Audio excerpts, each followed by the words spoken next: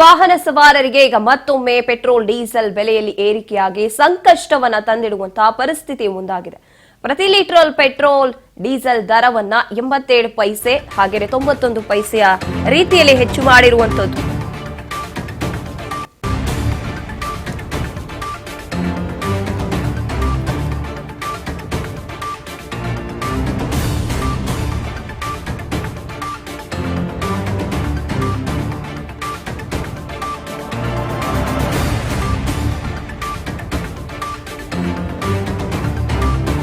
ಪ್ರತಿ ಲೀಟರ್ ಪೆಟ್ರೋಲ್ಗೆ 87 ಪೈಸೆ ಹಾಗೇನೆ ಡೀಸೆಲ್ಗೆ 91 ಪೈಸೆ ಏರಿಕೆ ಆಗಿದೆ. ಪರಿಷ್ಕೃತ ಪೆಟ್ರೋಲ್ ಡೀಸೆಲ್ ದರ ಇವತ್ತಿನಿಂದಲೇ ತಕ್ಷಣದಲ್ಲೇ ಜಾರಿಯಾಗುತ್ತೆ. 10 ದಿನದ ಅಂತರದಲ್ಲಿ 3ನೇ ಬಾರಿಗೆ ತೈಲ ದರವನ್ನ ಏರಿಕೆ ಮಾಡಿರುವಂತದ್ದು.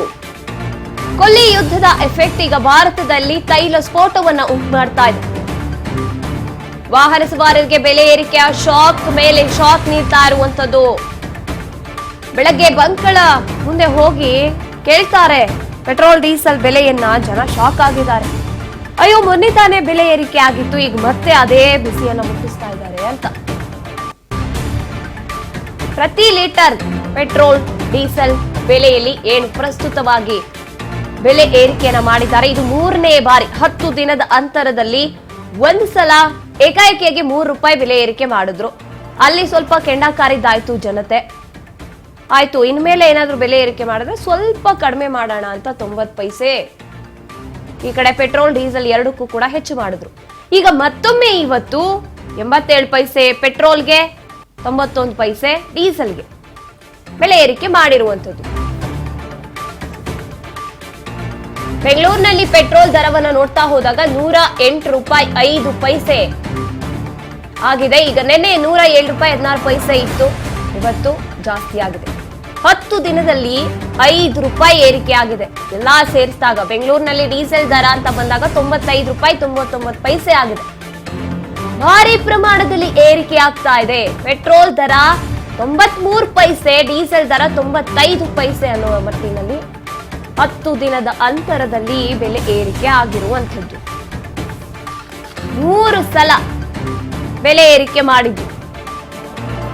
ಸಿದ್ದರಾಮಯ್ಯನವರು ಹೇಳ್ತಾ ಇದ್ರು, ಈ ರೀತಿಯಾಗಿ ಬೆಲೆ ಏರಿಕೆಯನ್ನ ಕೇಂದ್ರ ಸರ್ಕಾರ ಮಾಡಿದ್ದಾರೆ, ನೀವೇನಾದ್ರೂ ರಾಜ್ಯ ಜನತೆಗೆ ಒಂದಷ್ಟು ಕಡಿಮೆ ಮಾಡೋದನ್ನೇನಾದ್ರೂ ಮಾಡ್ತೀರಾ ಅಂತ. ಕೇಂದ್ರ ಜಾಸ್ತಿ ಮಾಡೋದು, ನಾವು ಕಡಿಮೆ ಮಾಡೋದಾ? ಹಾಗಿದ್ರೆ ಇದ್ಯಾವ ರೀತಿ ನ್ಯಾಯ ಅಂತ ಹೇಳ್ತಾ ಇದ್ರು. ಈ ರೀತಿಯಾಗಿ ನಿಜಕ್ಕೂ ಕೂಡ ಎರಡೂ ಸರ್ಕಾರಗಳು ಕೇಂದ್ರ ರಾಜ್ಯದ ಮಧ್ಯೆ ಸಿಕ್ಕಾಕೊಂಡು ನಳುಕಾಡ್ತಾ ಇರುವಂತದ್ದು ರಾಜ್ಯದ ರಾಷ್ಟ್ರದ ಜನತೆ ಅಂತ ಹೇಳಿದ್ರೆ ತಪ್ಪಾಗೋದಿಲ್ಲ. ನಿಜವಾಗ್ಲೂ ಕೂಡ ಯುದ್ಧದ ಎಫೆಕ್ಟ್ ಉಂಟಾಗ್ತಾ ಇದೆ. ಅಲ್ಲಿ ಆಮದು ರಫ್ತು ಮಾಡ್ಕೊಳ್ಳೋದಕ್ಕೆ ತೈಲವನ್ನ ಸಮಸ್ಯೆ ಆಗ್ತಾ ಇದೆ. ಖಂಡಿತ ಅದಂತೂ ಒಂದ್ ರೀತಿಯಾಗಿ ಎಚ್ಚರಿಕೆಯನ್ನ ನೀಡಿದ್ರು ಪ್ರಧಾನಿ ನರೇಂದ್ರ ಮೋದಿ ಅವರು. ಆದ್ರೆ ಬೆಲೆ ಏರಿಕೆ ಮಾಡ್ತೀವಿ ಅನ್ನೋದನ್ನ ಯಾವುದೇ ರೀತಿಯಾದಂತ ಸೂಚನೆಯನ್ನ ನೀಡಿರ್ಲಿಲ್ಲ. ಈ ರೀತಿಯಾಗಿ ಮಾಡ್ತಾ ಹೋದ್ರೆ ಅವ್ರು ಹೇಳಿದ ಮಾತನ್ನ ಅವ್ರು ಏನ್ ಹೇಳಿದ್ರು, ಇನ್ಮೇಲೆ ಏಕಾಏಕಿಯಾಗಿ ಹೋಗ್ಬಿಟ್ಟು ಪೆಟ್ರೋಲ್ ಡೀಸೆಲ್ ಎಲ್ಲ ನೀವು ತುಂಬಿಸ್ಕೊಳ್ಳುವಂಥದ್ದು, ಅವಶ್ಯಕತೆಗೆ ಮೀರಿ ತುಂಬಿಸ್ಕೊಳ್ಳುವಂಥದ್ದು ಬೇಡ ಅಂತ ಹೇಳಿದ್ರು. ಆ ರೀತಿಯಾಗಿ ಬದಲಾವಣೆ ಮಾಡ್ಕೋತಾ ಇದ್ರು ಜನ. ಈ ರೀತಿಯಾಗಿ ಬೆಲೆ ಏರಿಕೆ ಮಾಡ್ತೀವಿ ನಾವು ಅಂತ ಯಾವುದೇ ರೀತಿಯಾದಂತ ಸೂಚನೆಯನ್ನ ನೀಡಿರ್ಲಿಲ್ಲ. ಒಟ್ಟಾರೆಯಾಗಿ ಏಕಾಏಕಿ ಜನರ ಹೊಟ್ಟೆ ಮೇಲೆ ಹೊಡೆಯುವಂತ ಕೆಲಸ ಇಲ್ಲ ಆಗ್ತಾ ಇದೆ. ಜನ ಆಕ್ರೋಶಗೊಳ್ತಾ ಇದ್ದಾರೆ.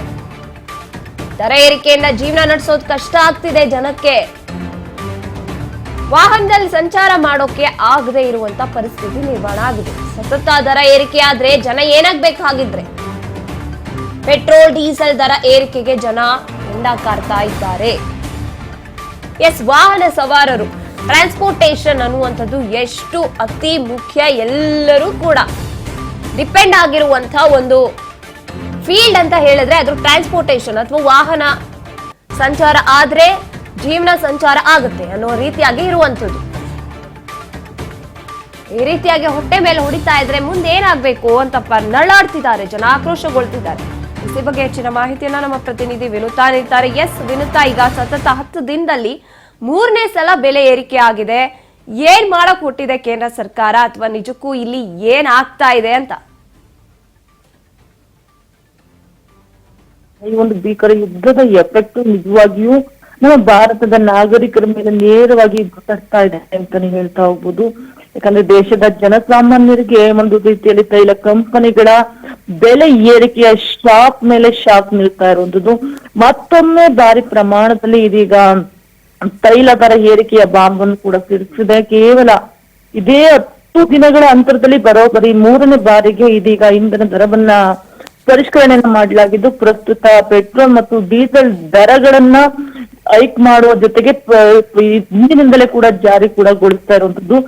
ಜಾಗತಿಕ ಮಾರುಕಟ್ಟೆಯಲ್ಲಿ ಏನು ಕಚ್ಚಾ ತೈಲದ ಬೆಲೆ ಗಗನಕ್ಕೇರಿರುವಂತಹ ಹಿನ್ನೆಲೆಯಲ್ಲಿ ದೇಶದಾದ್ಯಂತ ಒಂದು ಇಂಧನ ದರವನ್ನ ಏರಿಕೆಯನ್ನ ಮಾಡಲಾಗಿರುವಂತದ್ದು. ಇನ್ನು ಹೊಸ ಆದೇಶದ ಅನ್ವಯ ರಾಷ್ಟ್ರ ಮಟ್ಟದಲ್ಲಿ ಪ್ರತಿ ಲೀಟರ್ಗೆ ಪೆಟ್ರೋಲ್ ದರದಲ್ಲಿ 87 ಪೈಸೆ, ಮತ್ತೆ ಪ್ರತಿ ಲೀಟರ್ ಡೀಸೆಲ್ ದರದಲ್ಲಿ 91 ಪೈಸೆಗಳಷ್ಟು ಭಾರಿ ಹೆಚ್ಚಳವನ್ನ ಮಾಡಲಾಗಿರುವಂತದ್ದು. ಇನ್ನ ಯುದ್ಧದ ಬಿಕ್ಕಟ್ಟು ಶಮನವಾಗದ ಕಾರಣ ಇನ್ನ ಮುಂಬರುವ ದಿನಗಳಲ್ಲೂ ಕೂಡ ತೈಲ ದರ ಇನ್ನೂ ಅದೆಷ್ಟರ ಮಟ್ಟಿಗೆ ಎತ್ತರಕ್ಕೆ ಜಿಗಿಯಿತು ಅನ್ನುವಂತಹ ಆತಂಕ ಇದೀಗ ಎಲ್ಲ ವಾಹನ ಸವಾರರಲ್ಲೂ ಕೂಡ ಮೂಡಿರುವಂತದ್ದು. ಇನ್ನ ನಮ್ಮ ಬೆಂಗಳೂರಿನ ಜನತೆಗೆ ಇತರ ಭಾಗಗಳಿಗೆ ಹೋಲಿಸಿದ್ರೆ ಕರ್ನಾಟಕದ ರಾಜಧಾನಿಯಾಗಿರುವಂತಹ ಬೆಂಗಳೂರಿನಲ್ಲಿ ತೈಲ ದರದ ಏರಿಕೆಯ ತೀವ್ರತೆ ಅತ್ಯಂತ ಭೀಕರವಾಗಿದೆ ಅಂತಾನೆ ಹೇಳ್ತಾ ಹೋಗ್ಬೋದು ಗಾಯತ್ರಿ. ಬೆಂಗಳೂರಲ್ಲಿ ಪ್ರತಿ ಲೀಟರ್ ಪೆಟ್ರೋಲ್ ದರದಲ್ಲಿ ಬರೋಬ್ಬರಿ 93 ಪೈಸೆಗಳಷ್ಟು ಏರಿಕೆ ಆಗಿರುವಂತದ್ದು. ಜೊತೆಗೆ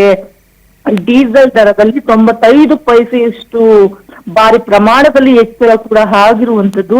ಇನ್ನು ಈ ಒಂದು ಹೊಸ ಏರಿಕೆ ಎಫೆಕ್ಟ್ ನಿಂದಾಗಿ ನಿಜಕ್ಕೂ ಸಿಲಿಕಾನ್ ಸಿಟಿಯಲ್ಲಿ ಇವತ್ತು ಪ್ರತಿ ಲೀಟರ್ ಪೆಟ್ರೋಲ್ ದರ 108.05 ಪೈಸೆಗಳಷ್ಟು ತಲುಪಿದ್ರೆ ನಿಜಕ್ಕೂ ಸರಕು ಸಾಗಾಣಿಕೆಗಳ ಒಂದು ಲೈಫ್ ಲೈನ್ ಆಗಿರುವಂತಹ ಪೆಟ್ರೋಲ್ ಡೀಸೆಲ್ ನ ಬೆಲೆಯನ್ನ ನಾವು ನೋಡೋದಾದ್ರೆ 95.99 ಪೈಸೆ ರೂಪಾಯಿಗಳನ್ನ ತಟ್ಟಿರುವಂತದ್ದು.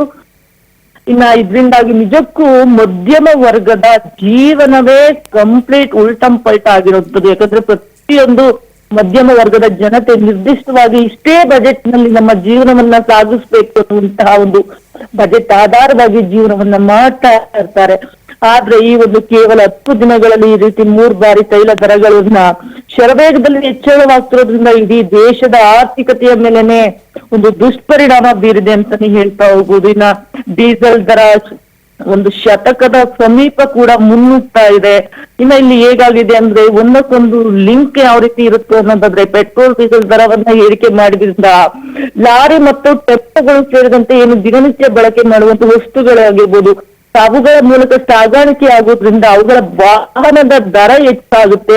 ದರ ಹೆಚ್ಚಾದಂತೆ ಮಾರುಕಟ್ಟೆಯಲ್ಲಿ ನೇರವಾಗಿ ತರಕಾರಿಗಳಾಗಿರ್ಬೋದು, ಹಾಲಾಗಿರ್ಬೋದು, ದಿನಸಿ ಸೇರಿದಂತೆ ಎಲ್ಲ ವಸ್ತುಗಳ ಬೆಲೆ ಕೂಡ ಗಗನಕ್ಕೇರುವಂತಹ ಸಾಧ್ಯತೆ ಹೆಚ್ಚಾಗಿರುತ್ತೆ. ಹಾಗಾಗಿ ಈಗಾಗಲೇ ಬೆಲೆ ಏರಿಕೆ ಜ್ವಾಲೆಯಿಂದ ನಮ್ಮ ಬೆಂದು ಹೋಗಿದಂತಹ ನಮ್ಮ ಮಧ್ಯಮ ಮತ್ತೆ ಬಡ ಕುಟುಂಬದವರಿಗೆ ಒಂದು ರೀತಿ ದಿಕ್ಕೆ ಕಾಣದಂತಾಗಿರುವಂತದ್ದು ಈ ಒಂದು ದರ ಏರಿಕೆಯಿಂದಾಗಿ ಜೀವನ ನಡೆಸೋದೇ ಕಷ್ಟವಾಗಿದೆ ಅನ್ನುವಂತಹ ಒಂದು ಮಾತುಗಳು ಸಾರ್ವಜನಿಕ ವಲಯದಲ್ಲಿ ಕೇಳಿ ಬರ್ತಾ ಇರುವಂತದ್ದು.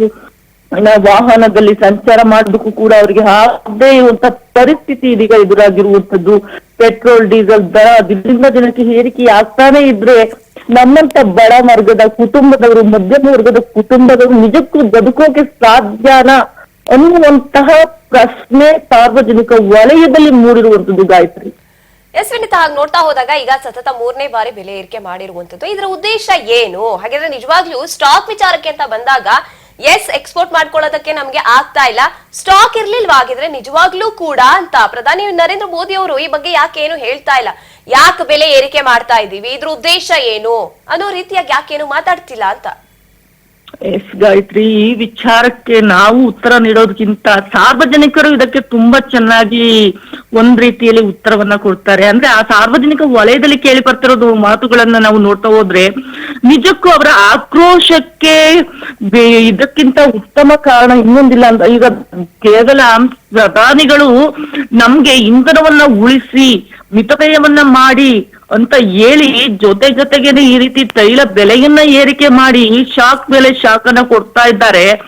ಆದ್ರೆ ಇವ್ರು ಮಾತ್ರ 4-5 ಕಾರಲ್ಲಿ ಹಿಂದೆ ಮುಂದೆ 4-10 ಕಾರ್ಗಳನ್ನ ಇಟ್ಕೊಂಡು ವ್ಯಯವಾಗಿ ಪೆಟ್ರೋಲ್ ಡೀಸೆಲ್ ಗಳನ್ನ ವ್ಯಯ ಮಾಡ್ತಾ ಇದ್ದಾರೆ. ಇದು ಹಾಗಾದ್ರೆ ಇಂಧನ ಉಳಿಕೆನಾ ಅನ್ನುವಂತ ಪ್ರಶ್ನೆಗಳನ್ನ ಕೂಡ ಕೇಳ್ತಾ ಇರುವಂತದ್ದು. ಜೊತೆಗೆ ವಿದೇಶಿ ಪ್ರವಾಸವನ್ನ ಮಾಡ್ತಾರೆ. ಅದರ ಖರ್ಚು ವೆಚ್ಚಗಳನ್ನ ಕಡಿಮೆ ಮಾಡೋ ಮೂಲಕ ಈ ರೀತಿಯ ಒಂದು ಏರಿಕೆ ಮಾಡದಂತೆ ಒಂದು ಜನರಿಗೆ ಅನುಕೂಲವಾಗುವಂತ ಕೆಲಸಕ್ಕೆ ಬಳಸಬಹುದಲ್ವಾ ಅನ್ನುವಂತ ಪ್ರಶ್ನೆಗಳನ್ನು ಕೂಡ ಸಾರ್ವಜನಿಕ ವಲಯದಲ್ಲಿ ಕೇಳ್ತಾ ಇರುವಂತದ್ದು.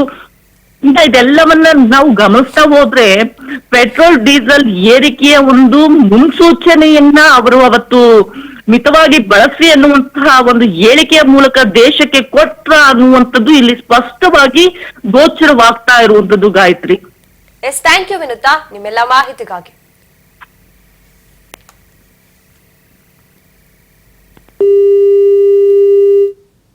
ಎಸ್, ದರ ಏರಿಕೆ ಆಗ್ತಾ ಇರುವಂತದ್ದು ಈಗ ಮತ್ತ ತೈಲ ಬರೆಯನ್ನ ಇಳಿತಾ ಇದೆ. ಪೆಟ್ರೋಲ್ ಡೀಸೆಲ್ ದರವನ್ನ ನೋಡ್ತಾ ಹೋದಾಗ ಮೇ 15ಕ್ಕೆ 102 ರೂಪಾಯಿ 96 ಪೈಸೆ ಇತ್ತು.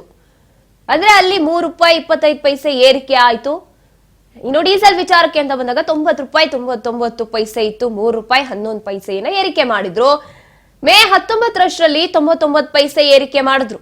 ಆಗ 107 ರೂಪಾಯಿ 12 ಪೈಸೆ ಆಯ್ತು ಪೆಟ್ರೋಲ್. 95 ರೂಪಾಯಿ 4 ಪೈಸೆ ಆಯ್ತು ಡೀಸೆಲ್. ಅಂದ್ರೆ 94 ಪೈಸೆಯನ್ನ ಏರಿಕೆ ಮಾಡಿದ್ರು. ಇನ್ನು ಮೇ 23ಕ್ಕೆ ಇವತ್ತು 108 ರೂಪಾಯಿ 10 ಪೈಸೆ ಆಗಿದೆ. 93 ಪೈಸೆ ಏರಿಕೆ ಒಟ್ಟಾರೆಯಾಗಿ ನೋಡ್ತಾ ಹೋದಾಗ ಪೆಟ್ರೋಲ್ ನಲ್ಲಿ. ಇನ್ನು ಡೀಸೆಲ್ 91 ಪೈಸೆ ಏರಿಕೆ ಆಗಿದೆ. 95 ರೂಪಾಯಿ 99 ಪೈಸೆ ಆಗಿರುವಂತದ್ದು. ಹೀಗೆ ನೋಡ್ತಾ ಹೋದಾಗ ನೆಕ್ಸ್ಟ್ ಇನ್ನೇ ಏನ್ ಮಾಡ್ತಾರೆ ಅಂದ್ರೆ ಹೀಗೆ ಬೆಲೆ ಏರಿಕೆ ಮಾಡ್ಕೊಂಡು ಹೋಗ್ತಾ ಇರ್ತಾರೆ. ಆರ್ಥಿಕವಾಗಿ ದಿವಾಳಿ ಆಗ್ತಾ ಇರುವಂತಹ ನಮ್ಮ ಭಾರತ ರಾಷ್ಟ್ರದ ಜನತೆಯನ್ನ ದಿವಾಳಿ ಮಾಡಕ್ ಹೊರಟಿರುವಂತದ್ದು. ನಿಜವಾಗ್ಲೂ ಆರ್ಥಿಕವಾಗಿ ನಮ್ಮ ರಾಷ್ಟ್ರವನ್ನ ಮುಂದೆ ನಡೆಸ್ಕೊಂಡು ಹೋಗ್ಬೇಕು ಅನ್ನೋದೇನಾದ್ರೂ ಇದ್ದಿದ್ರೆ